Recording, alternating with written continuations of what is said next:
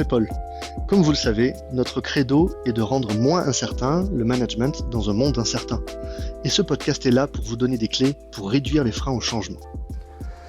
Bonjour à toutes et à tous, bonjour Christophe. Aujourd'hui, Christophe, tu nous proposes qu'on s'arrête sur un levier très concret de la collaboration, les canaux de communication pour échanger des idées. Alors c'est un sujet qui touche directement à la cohésion d'équipe et qui mérite qu'on prenne un petit peu de temps pour le creuser, sachant que dans communication, on peut tout et on peut rien dire. Bonjour Paul et bonjour à tous.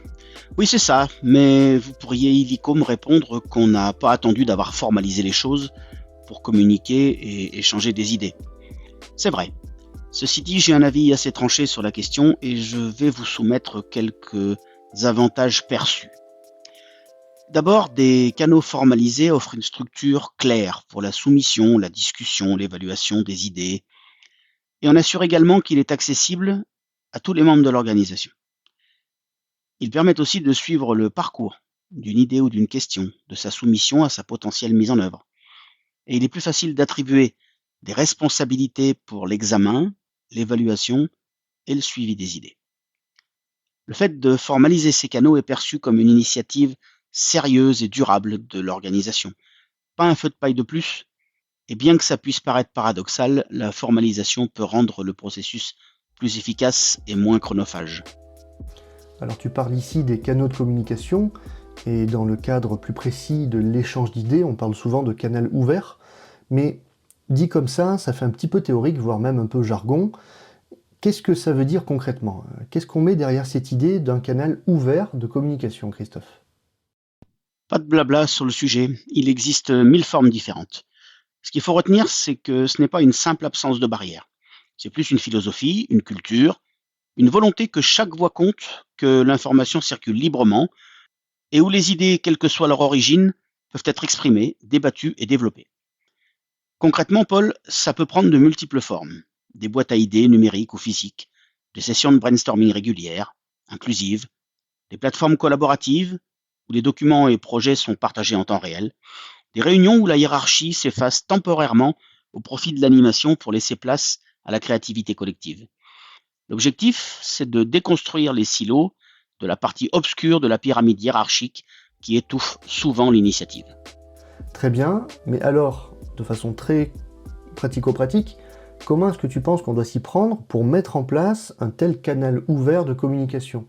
Est-ce que tu connais une bonne approche qui permet que un canal de ce genre ne reste pas théorique, mais devienne vraiment un outil du quotidien pour les équipes ? De mon point de vue, il faut distinguer deux étapes. La création, autrement dit la mise en place, et ensuite le pilotage de la démarche, appelons-le l'animation du système. D'abord la création, la mise en place, à partir des besoins identifiés, de type quoi, quelles informations, et également qui, vers qui. Ne négligez pas cette phase. La première chose est de choisir les bons canaux, c'est-à-dire les outils et les médias les plus adaptés à votre culture et à vos objectifs. Exemple, plateforme d'idées dédiées, messagerie collaborative avec canaux thématiques, réunions régulières, etc. Surtout, privilégiez la simplicité et l'accessibilité. Ensuite, définissez des règles d'engagement et formalisez-les. Ce sont les lignes directrices claires sur ce qui constitue une communication constructive. Comment les idées doivent être formulées, quel est le ton attendu, par exemple le respect mutuel, l'orientation solution, etc. N'oubliez pas de former les collaborateurs. Oui, formez-les à l'utilisation des nouveaux outils et surtout à l'importance de la communication ouverte et aux bénéfices qu'ils peuvent en tirer. Commencez par l'encadrement, ils seront à coup sûr vos premiers ambassadeurs. D'accord. Mais une fois qu'on a ouvert ces canaux, encore faut-il les faire vivre ? Comment est-ce qu'on peut faire pour piloter et animer tout ça de manière durable ?